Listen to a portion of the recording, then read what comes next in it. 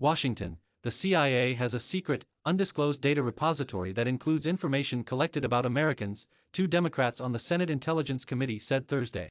While neither the agency nor lawmakers would disclose specifics about the data, the senators alleged the CIA had long hidden details about the program from the public and Congress. Ron Wyden of Oregon and Martin Heinrich of New Mexico sent a letter to top intelligence officials calling for details about the program to be declassified. Large parts of the letter and documents released by the CIA were blacked out. Wyden and Heinrich said the program operated outside the statutory framework that Congress and the public believe govern this collection. There have long been concerns about what information the intelligence community collects about Americans. The CIA and National Security Agency have a foreign mission and are generally barred from investigating Americans or U.S. businesses. But the spy agency's sprawling collection of foreign communications often snares Americans' messages and data incidentally. Intelligence agencies are required to take steps to protect U.S. information, including redacting the names of any Americans from reports unless they are deemed relevant to an investigation.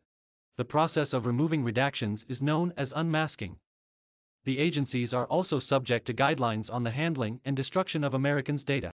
CIA recognizes and takes very seriously our obligation to respect the privacy and civil liberties of U.S. persons in the conduct of our vital national security mission, Christy Scott, the agency's privacy and civil liberties officer, said in a statement. CIA is committed to transparency consistent with our obligation to protect intelligence sources and methods. The CIA released a series of redacted recommendations about the program issued by an oversight panel known as the Privacy and Civil Liberties Oversight Board. According to the document, a pop-up box warns CIA analysts using the program that seeking any information about U.S. citizens or others covered by privacy laws requires a foreign intelligence purpose. However, analysts are not required to memorialize the justification for their queries, the board said. Both senators have long pushed for more transparency from the intelligence agency. Nearly a decade ago, a question Wyden posed to the nation's spy chief presaged critical revelations about the NSA's mass surveillance program.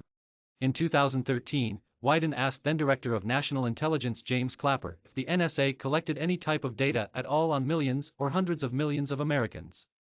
Clapper responded, "No."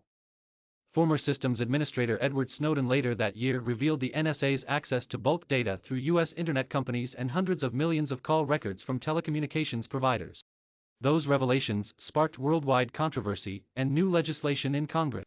Clapper would later apologize in a letter to the Senate Intelligence Committee.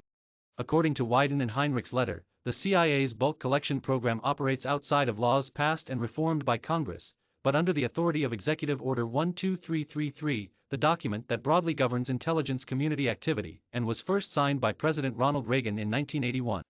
It is critical that Congress not legislate without awareness of a CIA program, and that the American public not be misled into believe that the reforms in any reauthorization legislation fully cover the IC's collection of their records, the senators wrote in their letter. There was a redaction in the letter before CIA program. Documents released by the CIA Thursday also revealed limited details about a program to collect financial data against the Islamic State. That program also has incidentally snared some records held by Americans.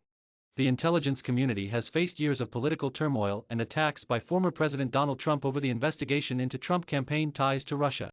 Special counsel Robert Mueller would bring charges against 34 people, including the former president's one-time campaign chairman, Paul Manafort, and 25 Russians on charges linked to alleged election interference. But a probe of the origins of the Russia investigation also found broad problems with the FBI surveillance applications against a Trump campaign advisor, Carter Page.